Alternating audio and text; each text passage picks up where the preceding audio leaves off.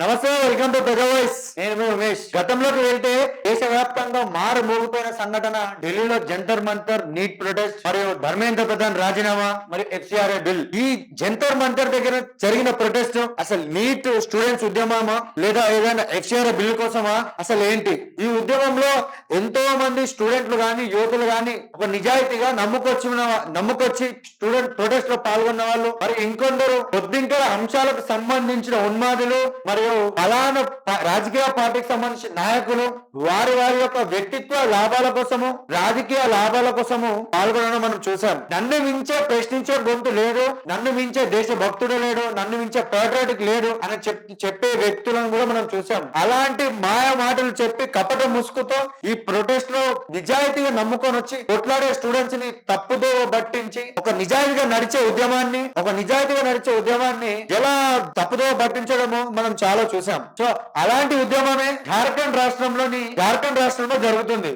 ఎందుకు జంతర్ మంతర్ లో ప్రొటెస్ట్ లో కనిపించిన బీజేపీ ఫౌండర్ అభిజిత్ దీప్కే గాని, ఐఎన్సీ లీడర్ రాహుల్ గాంధీ గాని, ఎక్స్ ఢిల్లీ సీఎం అరవింద్ కేజ్రీవాల్ గాని, మరియు పలానా ఇంకా సెలబ్రిటీలు ఎందుకు అసలు జార్ఖండ్ ప్రొటెస్ట్ మీద ఎందుకు మీరు స్పందిస్తలేరు? ఈ జార్ఖండ్ ప్రొటెస్ట్ తెలియని వారికి సింపుల్ గా చెప్తా. జార్ఖండ్ ప్రొటెస్ట్ జూలై 29, 2026 లో స్టార్ట్ అయింది. మన జూలై 29 రోజు జార్ఖండ్ ప్రొటెస్ట్ అనేది స్టార్ట్ అయింది. అంటే ఆ జూలై 29 వరకు ఎందుకంటే ఆ యొక్క ప్రొటెస్ట్ అనేది దేశవ్యాప్తంగా వినిపించడం స్టార్ట్ అయింది. ఢిల్లీలో జంతర్ మంతర్ దగ్గర ప్రొటెస్ట్ చేస్తున్నారు. జంతర్ మంతర్ ప్రొటెస్ట్ ఎండింగ్ వచ్చినప్పుడు జార్ఖండ్ ప్రొటెస్ట్ స్టార్ట్ అయింది. ఎందుకంటే అక్కడ జేపీఎస్సీ మరియు జేపీఎస్సీ ఏంటంటే జార్ఖండ్ పబ్లిక్ సర్వీస్ కమిషన్ మరియు జేఎస్ఎస్సీ ఏంటంటే జార్ఖండ్ స్టాఫ్ సెలక్షన్ కమిషన్. ఈ రెండు ఎగ్జామ్ లో పేపర్ లీక్ అవడం మరియు అధికారుల నిర్లక్ష్యం, అక్కడ నడుస్తున్న రాజకీయ విద్యా వ్యవస్థ కూడా లోపాలని కూడా అక్కడ విద్యార్థులు కానీ యువతలు చెప్తున్నారు. అసలు ఏంటి అక్కడ సంఘటన, ఏం చేస్తారు, అక్కడ రీజన్ ఏంటి, ఎందుకు జంతర్ మంతర్ లో కనిపించిన ప్రతి ఒక్క రాజకీయ నాయకుడు, సెలబ్రిటీ ఎందుకు ఈ జార్ఖండ్ ప్రొటెస్ట్ మీద స్పందిస్తలేరు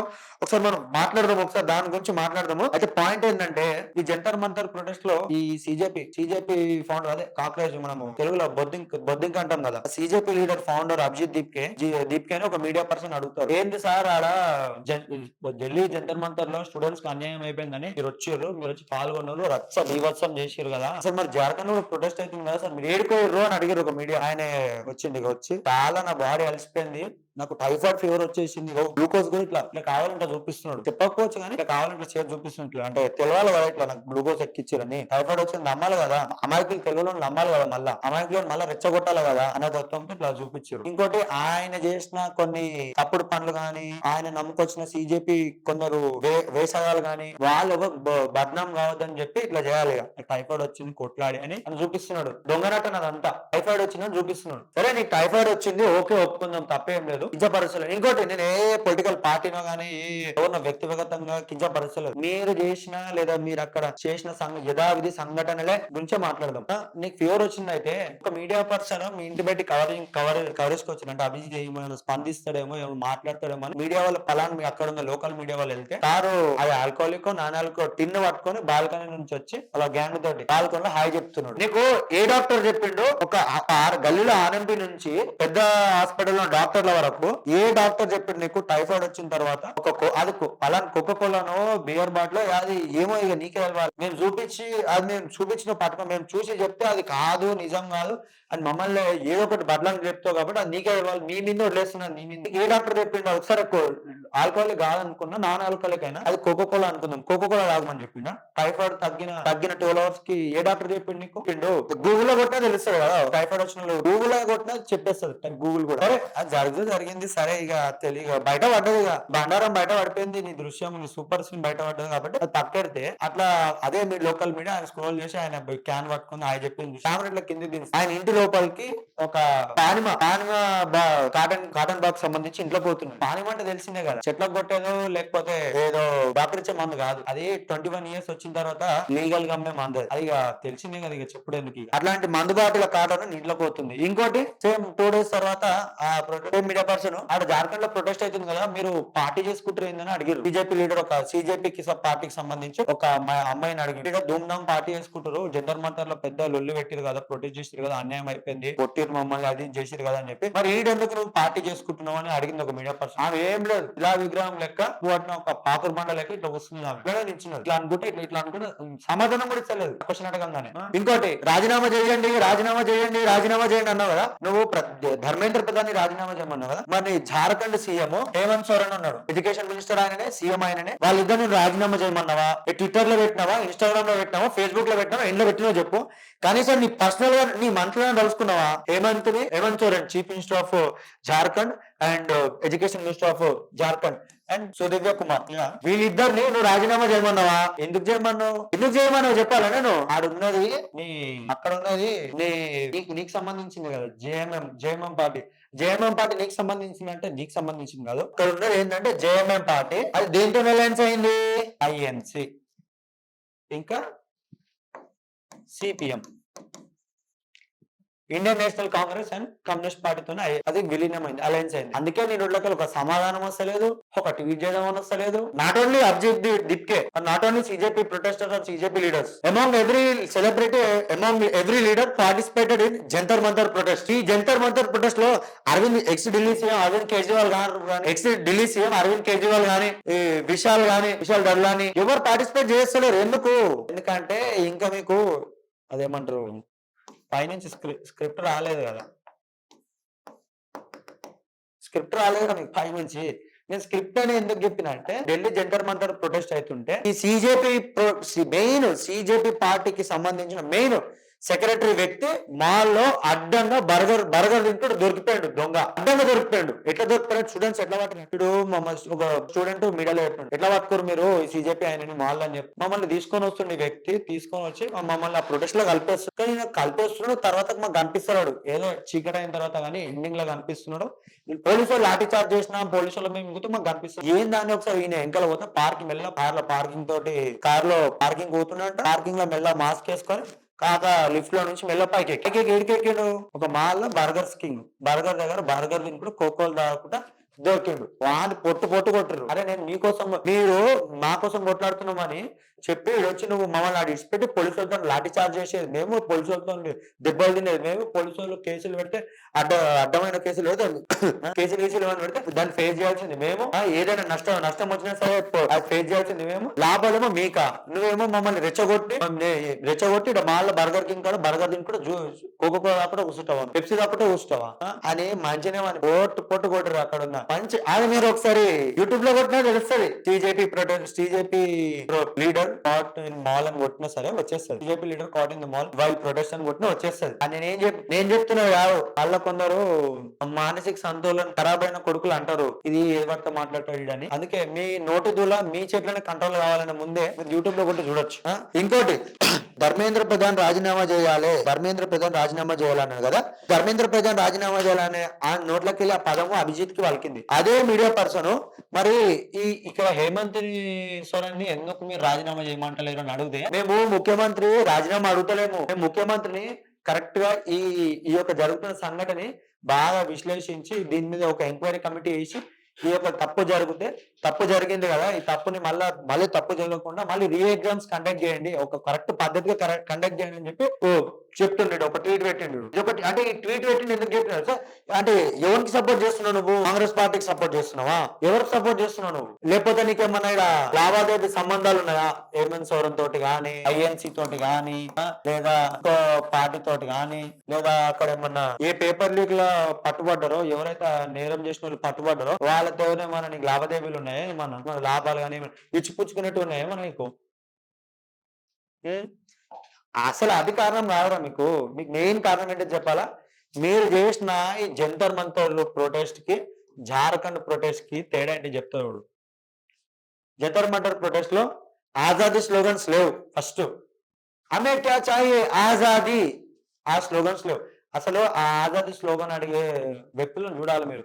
ఒకడేమో టోన్ జీన్స్ వేసుకొని వస్తాడు, ఒకడేమో జుట్టుకి కలర్ వేసుకొని వస్తాడు, ఒకడేమో ఇక వాడు ఏమనుకుంటాడు, ఇక పెద్ద తోపో లేకపోతే ఇక మన చిల్లర ఉంటే మన అంటారు కదా వాళ్ళని చప్రి చప్పరి వల్ల ఏందో నాకు అర్థం కాదు. ఇంత గొలుసులు వేసుకొని వస్తాడు. ఇంకోడేమో క్రికెట్ ఆడతాడు. ఆడనే ఏది పడితే తొక్కుడు బిళ్ళ ఆడతాడు. అది ప్రొటెస్ట్ అనుకున్నారా? లేకపోతే మన పిల్లల ప్లే గ్రౌండ్ అనుకున్నారా? ఏమనుకున్నారు? ఈ జార్ఖండ్ లో ప్రొటెస్ట్ అవుతుంది కదా, ఎందుకు ఈ సిజేపీ పక్కకి పెడితే కేజ్రీవాల్, ఎక్స్ ఢిల్లీ సీఎం అరవింద్ కేజ్రీవాల్, ఈ ప్రకాష్ రాజు, ఇంకో మహిళ పేరు ఎత్తాను నేను. ఆ మహిళ పేరు ఎందుకు ఎత్తానంటే ఆమె చేసిన ఘనకరం చిన్న పెద్ద అని కాదు. ఆమె హిందూ ధర్మాన్ని కించపరిచే మాటలు మాట్లాడింది. హిందూ ధర్మం కించపరిచే మాటలు మాట్లాడినాడు విశాల్ దళాని గారు. మీకు ఏమైనా ప్రాబ్లం ఉంటే, ఏమైనా కొట్లాడాలంటే బీజేపీతో కొట్లాడండి. మీకు బీజేపీతోటే మన నొప్పి ఉంటే మీరు బీజేపీతో కొట్లాడండి. అంతేగాని ఆర్ఎస్ఎస్ ముర్దాబాద్, బ్రాహ్మణవాది ముర్దాబాద్, హిందుత్వం ముర్దాబాద్. మళ్ళీ ఇంకోటి ఏంటంటే ఇదేంది ఈ ప్రొటెస్ట్ లా, ఇదేంది మీకు మొత్తము ఈ ప్రొటెస్ట్ లో కాశ్మీర్ కి సంబంధించి ఒక ఉగ్రవాది వాళ్ళ తండ్రి, నా కొడుకు పెద్ద సుధపూస, నా కొడుకు ఉత్త బద్దం వేసినీళ్ళు, ఇదేంది ఇట్లా చేయొద్దు కదా, మన కొడుకు ఎందుకు బద్దం వేసిన ఆ టెంట్ వేసి ఓపెన్ చెప్తుంటే మీరు ఇంకా పోయి వానికి సపోర్ట్ చేసుకుంటే వాని పక్కన నవ్వుకుంటే కికి నవ్వుకుంటే వానికి సపోర్ట్ చేస్తున్నారు. అదేంది అనే జర్నలిస్ట్ ప్రశ్నిస్తే మీరు బీజేపీకి సంబంధించిన గుండా, మీరు పలాను హిందూ సంఘానికి సంబంధించిన వ్యక్తులు మీరు అన్నారు. అవును, ఎందుకు చెప్తున్నా అంటే ఒక తీవ్రవాది కానీ దేశానికి ఎవరైతే ద్రోహం చేస్తారో వాళ్ళని ప్రశ్నించాలంటే ఓన్లీ బీజేపీ ఆర్ఎస్ఎస్ రావాలా, లేదా ఒక హిందువే రావాలా? ఎందుకు ఈ దేశంలో ప్రతి ఒక్కరు రెస్పాన్సిబిలిటీ కదా. ఈ దేశంలో జరిగే ఏ న్యాయమైన కానీ ఏ అన్యాయమో కానీ ఏదైనా సరే మన దేశం మీద మనకే రెస్పాన్సిబిలిటీ ఎప్పుడైనా మనకే ఉండాలి. ఈ ఎట్లయినా మీకు లేదు. మీకు ఏంటంటే నాస్తికత్వం బాగా నిండిపోయింది. ఒక సబ్జెక్ట్ ఉండదు, ఒక పాడు ఉండదు. మీకు ఏది పడితే అది మాట్లాడాలి, చాలా రైట్ సేమ్ ఫుల్ వచ్చింది మనకి పెట్టుకొని ముందుకు పోతారు మీరు. అంతేగాని అసలు ఏంది, అసలు ఎందుకుందో ఏంది. ఇంకోటి ప్రతి ఒక్కరికి బాగా ఫ్యాషన్ అయిపోయింది. అంటే దేవుళ్ళని తిట్టడము, దేవుళ్ళని కించపచ్చి మాట్లాడడము, అది ఏం ఫ్యాషన్ అయ్యారు? మీకు దేవుడు కాళ్ళు ఇచ్చిండు, చేతులు ఇచ్చిండు, అన్నిటికంటే మీరు అది వాడరు. అయినా సరే మీకు ఇచ్చిండు కదా, బుర్ర ఇచ్చిండు కదా, మీరు అది వాడకపోయినా మీరు వాడరు. అది కాకపోతే ఏంటంటే జస్ట్ చూపిస్తారు, అదే నాకు బుర్ర ఉంది రా, నేను వాడుతున్నాను గుర్తించండి అని చెప్పి మీరు చూపించుకుంటారు అంతే. అన్నిటికంటే నేను బ్రెయిన్ ఇచ్చిండు కదా. దేవుడు ఎందుకన్నా చెప్తాను నేను, కాళ్ళు చేతులు బుర్ర ఇచ్చిండు, జంతువులకు కూడా ఇచ్చిండు. మనుషులకు జంతువులకు తెగలదు. మీకు ఒక మనిషికి ఎందుకు అంతగానం ఇచ్చిండు? జంతువులకు ఇవ్వచ్చు కదా, ఎందుకు ఇచ్చిండు? మనిషికి ఆ ఎలిజిబిలిటీ కానీ సామర్థ్యం ఉందనే కాబట్టి భగవంతుడు అవన్నీ ఇచ్చిండు. నీకు అన్ని ఇచ్చి కూడా నీకు చేతనైతే లేదంటే నువ్వు ఇంకెందుకు రమ్మా నువ్వు బతికి. బ్రెయిన్ అన్ని ఆర్గన్స్ మంచిగా పనిచేసినప్పుడు అయినా సరే నాకు దేవుడు ఏది చేస్తాడంటే, ఇప్పుడు నువ్వు ఎగ్జామ్ రాసినావు, నీ 10th ఎగ్జామ్ అనుకుందాము, ఇంటర్ ఎగ్జామ్, నీకు స్లిప్ టెస్ట్ రాసినావు, నీ 20 మార్క్స్ ఉన్నది. 20 మార్క్స్ ఉంది. 10 క్వశ్చన్స్ ఇస్తే 10 క్వశ్చన్స్ లో నువ్వు 5 క్వశ్చన్స్ రాసినావు. నీకు అన్ని చదువుకున్నా, నువ్వు పెద్ద తురుమైనా కానీ నువ్వు రాసినావు.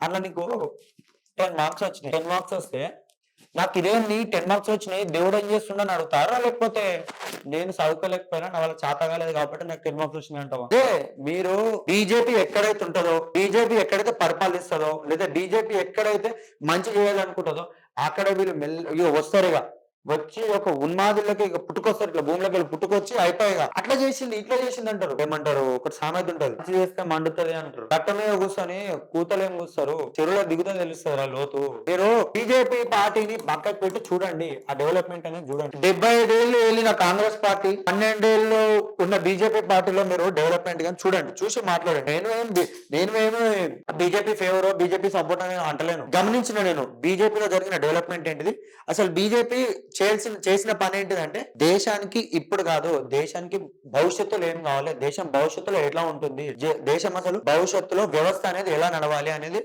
కరెక్ట్ ధర్మ మార్గాన్ని తీసుకొచ్చింది రా బీజేపీ. ఇదే సేమ్ పాయింట్ తెలంగాణలో బండి సంజయ్ ఆయన అరెస్ట్ చేశారు. ప్రభుత్వం పేపర్ లీక్ అయినప్పుడు ఇదేందని బండి సంజయ్ క్వశ్చన్ చేస్తే ఆయన మీద అక్రమ కేసులు పెట్టి లోపలేసారు. ఆయన బాగా దెబ్బతిన్నా సరే జారీ దయ లేకుండా అట్లనే రఫ్ అండ్ టఫ్ పోలీసులు అట్లనే హ్యాండిల్ చేసి లోపలేసారు. ఎవరు ప్రశ్నిస్తారో లోపలేస్తారు.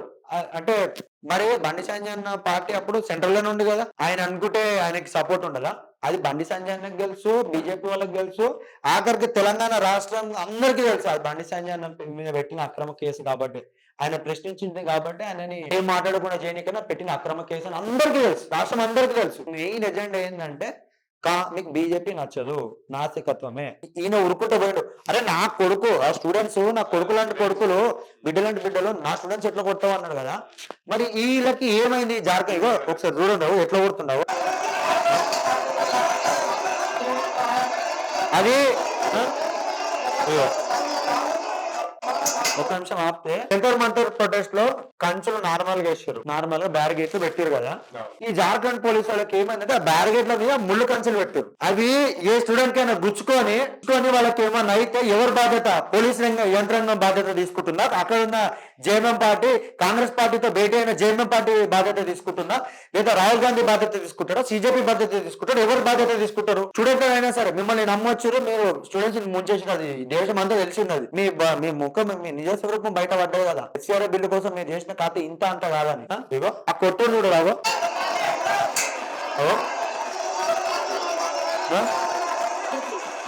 ఎట్లా కొడతారు? రాహుల్ గాంధీ, సెలబ్రిటీలు అందరూ, ఇన్స్టాగ్రామ్ ఇన్ఫ్లుయెన్సర్లు, ధ్రువరాత గారు అన్సలు ఏడుకోరా మీరు? ఎందుకు మాట్లాడుకోలేదు? ఇప్పుడు అంతకు మించి ఘోరం కొట్టిరు కదా, ఏడుకోరా మీరు? పండుకున్నారా? ఏసీలు వేసుకున్నాడా? లేకపోతే మళ్ళీ సిజేపీ లీడర్ లేక మళ్ళీ బర్గర్లు కుక్కలు అవుతున్నారా? లేకపోతే అసలు పాయింట్ ఏంటంటే ఇక్కడ బీజేపీ లేదు కదా, బీజేపీ లేదు కదా, ఇక్కడ ఉన్నది కాంగ్రెస్ గవర్నమెంట్, అలయన్స్ అయిన కాంగ్రెస్ గవర్నమెంట్ ఉంది కదా. అందుకే మీకు నొప్పి. ఆ ధృవరాత గారి పోస్టులు కూడా చూడండి, వాడు ప్రతిదీ కాంగ్రెస్ చేస్తే నిజము, అరే కాంగ్రెస్ అంత నిజము, అసలు నిజాయితీకి మారుతారా అని మాట్లాడతాడు. అదే ఒక్క బీజేపీకి సంబంధించి వీడియో ఉండదు. బీజేపీ అని కాదు, బీజేపీతో అలయన్స్ అయినా కానీ లేదా ఎవరు హిందుత్వాన్ని కూడా కించపరిచే మాటలు మాట్లాడతాడు తెలుసు. ధృవరాత గారు బీజేపీని పక్కకు పెడితే హిందుత్వాన్ని కూడా కించపరుస్తాడు. ఇదే అభిజిత్ దిక్పే, సిజేపీ ఫౌండర్, వెస్ట్ బెంగాల్ ఓటర్లు తీసేసారు కదా, ఇల్లీగల్ ఓటర్లు బంగ్లాదేశ్ నుంచి వచ్చినని తీసేస్తే అభిజిత్ దిక్కు వాడు ప్రశ్నించాడు, అట్లెట్లా తీస్తున్నావు ఓటర్లని, వాళ్ళు ఏం తప్పు చేసేదని. ఓటర్లు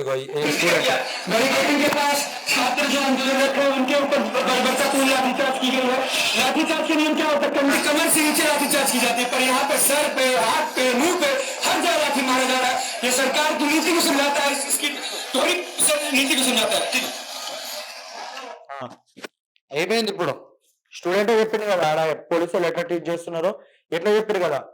స్టూడెంట్లు ఎట్లా కొడతారు చూసినా? అమ్మాయిలను చూస్తలేరు, చిన్నపిల్లలను చూస్తలేరు, మైనర్లను చూస్తలేరు. ఎవడు ప్రశ్నిస్తే వాళ్ళని కొట్టుడే. ధర్మేంద్ర ప్రధాన్ రిజిగ్నేషన్ అడిగారు వీళ్ళందరూ తప్పు చేస్తే. మరి ఇప్పుడు హేమంత్ సోరెన్ రిజిగ్నేషన్ ఏది? హేమంత్ సోరెన్ రిజిగ్నేషన్ ఎందుకు అడగలేరు మీరు? అంటే ఆడున్నది బీజేపీ కాదనా?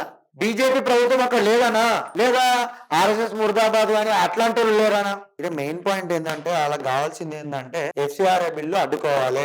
ఏదైనా కానీ 600 అయినా కానీ మేము ఎఫ్సిఆర్ఏ బిల్లుని అడ్డుకోవాల్సిందే. ఎఫ్సిఆర్ఏ బిల్లు మేము ఏదైనా కానీ అడ్డుకోవాల్సిందే. ఎందుకు అడ్డుకోవాలంటే ఫారెన్ నుంచి ఫండింగ్ వస్తుంది, మాకు మంచి ఫండింగ్ వస్తుంది. ఎందుకు ఫండింగ్ వస్తుంది? ఒక ట్రస్ట్ ఓపెన్ చేసి మేము ఎడ్యుకేషన్ సిస్టమ్ మంచిగా రన్ చేస్తాము, మేము మంచి ఒక ఊరిని దత్తత తీసుకొని డెవలప్ చేస్తాము, అట్లాంటివి చేస్తా అని చెప్పి మత మార్పిట్లు చేయడము, ఎవరైనా ఇల్లీగల్ గా వచ్చి ఉగ్రవాదులకి పెంచి పోషించడము, ఇదేంటని ప్రశ్నిస్తే వాళ్ళని కొట్టడము, అట్లాంటి వాళ్ళని కాపాడడము, మళ్ళా దేశద్రోహానికి పాల్పడే కొన్ని సంఘాలకి ఫండింగ్ వేయడం, అట్లాంటివి చేయడానికనే కదా మీకు ఎఫ్సిఆర్ఏ బిల్లు ఉన్నది. అట్లాంటి వాళ్ళ పట్టుబట్టనికనే ఎఫ్సిఆర్ఏ బిల్లు తీసుకొచ్చింది బీజేపీ. అమిత్ షా గారు ఒప్పుకుంటారా?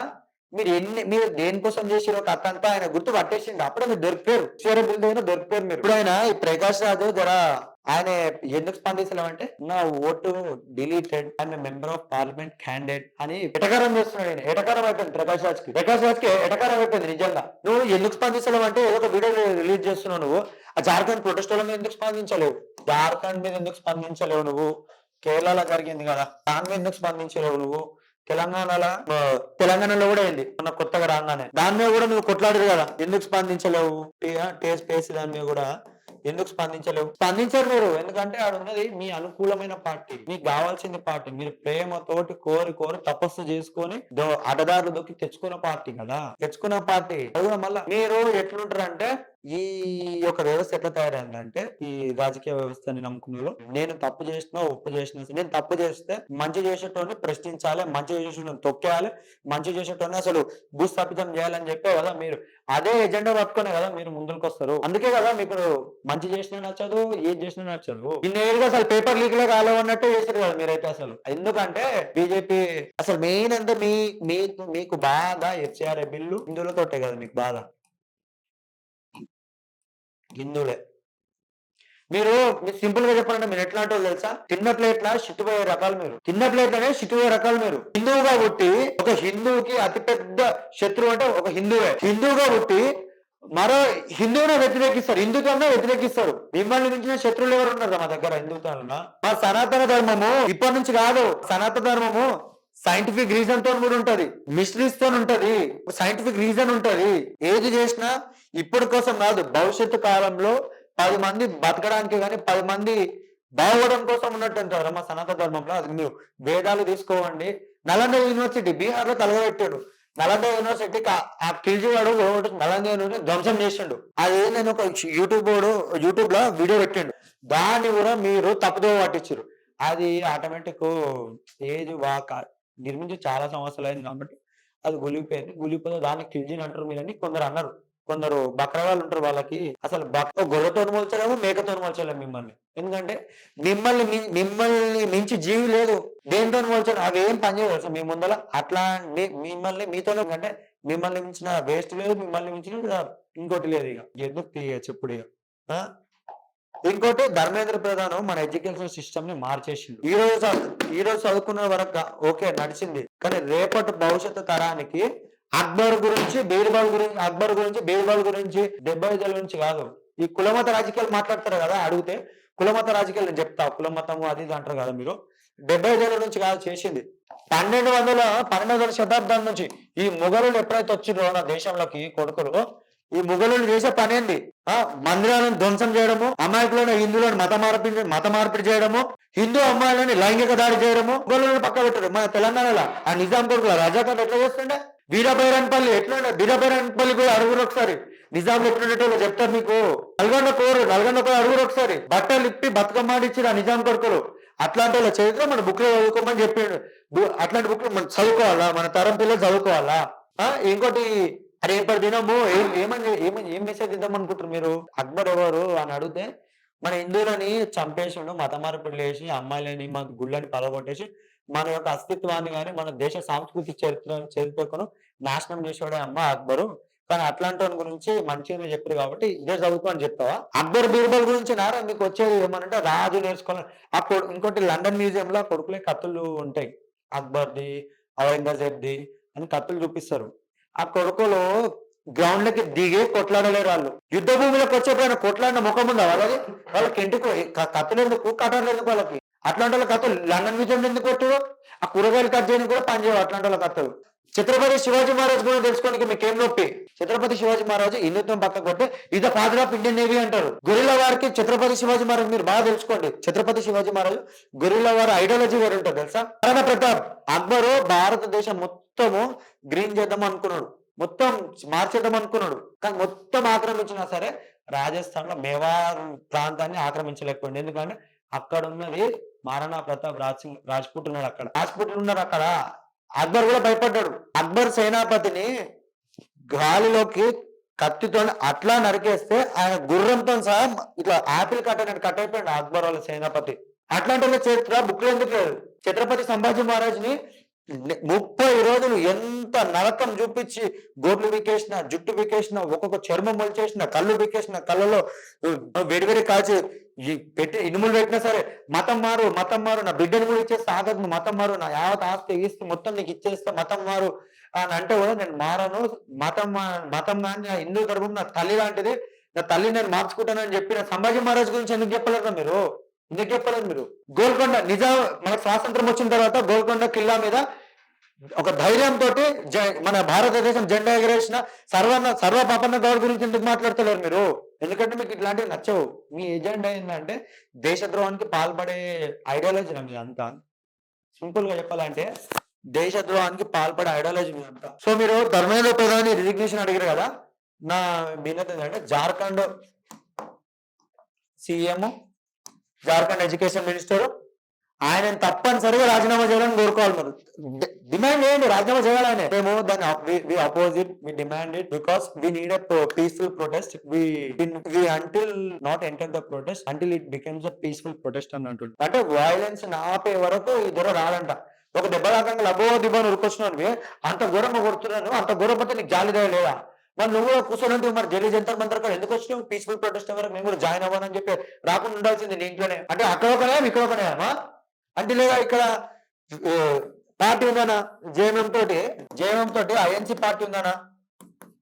మీ పార్టీ ఉందనా? ఇది రాకపోవడము. ప్రజలు కానీ విద్యార్థులు కానీ యువతులు కానీ తెలుసుకోవాలి. ఈ రోజు తరం కానీ రేపటి భవిష్యత్తు తరం కానీ అసలు మన తప్పనిసరిగా ప్రకాష్ రాజు కానీ లేదా సిజేపి ఫౌండర్ అభిజిత్ దీప్కే గాని, లేదా ఎక్స్ ఢిల్లీ సీఎం కేజ్రీవాల్ గాని, విశాల్ దడలాని గాని, ఇంకా పలు ఎంతో సెలబ్రిటీలు ఆఖరికి ఐఎస్ఐలు కూడా పాల్గొన్న నా కొడుకులు కూడా ఇప్పుడు మీరు ఎట్లా కొట్లాడారో అట్లా కూడా రావాలి. ఇంకోటి కొందరు టెర్రరిస్టులను పట్టుకుంటే పట్టుకోవద్దు అది ఇది అని మాట్లాడారు కదా! మీకు దమ్ముంటే జార్ఖండ్‌లోకి పోయి రండి. మీరు పోరు. ఎందుకంటే అక్కడున్న స్టూడెంట్స్ నిజాయితీగా చేస్తున్నారు. ఒక హిందుత్వంలో గాని ప్రధాని మాత్రం తిట్టనీకి కాదు. తిట్టనీకని ఉద్యమం పెట్టుకోలేరు. ఆ నిజాయితీగా చేస్తున్నారు కాబట్టి మనకి పొట్టికి పడవు నిజాయితీ. సో, తప్పనిసరిగా జార్ఖండ్ ముఖ్యమంత్రి ఈ స్టూడెంట్స్‌ని ట్రీట్ చేయడం గాని, స్టూడెంట్‌ల పైన లాఠీ చార్జ్ చేయడం గాని, అది మీరు చూసి మీరు నిద్రలోకే లేస్తారా? మీరిద్దరు నిద్ర పోతున్నారు కదా! ఇప్పుడు మీకు నిద్రలోకి లేసి ప్రొటెస్ట్‌లో పాల్గొనాలి. పాల్గొని ఇదేంటని ప్రశ్నించాలి. ప్రశ్నించే వరకు మిమ్మల్ని వదలం. ఇంకోటి జార్ఖండ్ స్టూడెంట్స్‌కి నిజంగా నా తెలంగాణ నుంచి ప్రజావేశం నుంచి సెల్యూట్. ఎందుకంటే మీరు ఢిల్లీ ప్రొటెస్ట్‌లో జరిగినట్టు ఆర్ఎస్ఎస్ ముర్దాబాద్, హిందుత్వ ముర్దాబాద్, బ్రాహ్మణవాది ముర్దాబాద్ లేదా ప్రధాన మంత్రిని గాలి చేయడం గాని అవేం తప్పులు లేదన్న నిజాయితీగా మీరు ఒక నిజాయితీ ఉద్యమాన్ని నడిపారు కాబట్టి మిమ్మల్ని ఇంతమంది ఎవరు సపోర్ట్ చేస్తున్నారు. మీకు సెల్యూట్ మీ నిజాయితీకి నిజంగా సెల్యూట్ మీకు. జార్ఖండ్ లో జరిగే స్టూడెంట్ ప్రొటెస్ట్లకి ప్రతి ఒక్క ఏదైనా సరే అక్కడ ఉన్న ప్రభుత్వం కానీ జల్లి స్పందించి వాళ్ళ డిమాండ్స్ అనేది నెరవేర్చాలి. వాళ్ళు నేను రాజీనామా చేయమంటున్నారు. ఇంకా డిమాండ్ నెరవేరు. ఈ సిజేపీ ఎట్లయినా రారు. అక్కడ వాళ్ళ వ్యవస్థను మార్చుకుందాం అనుకుంటున్నారు అంతేగాని ఏదో మిమ్మల్ని పాయింట్ అవుట్ చేసి మిమ్మల్ని రాజీనామా చేయమంటలేరు. మీరు తప్పనిసరిగా అక్కడ ఉన్న ప్రభుత్వం కానీ అక్కడ ఉన్న పోలీస్ యంత్రాంగం కానీ అక్కడ ఉన్న విద్యా వ్యవస్థ అధికారులు కానీ తప్పనిసరిగా అక్కడ వెళ్ళి అక్కడ స్పందించాలని కోరుతున్నాం. Thank you.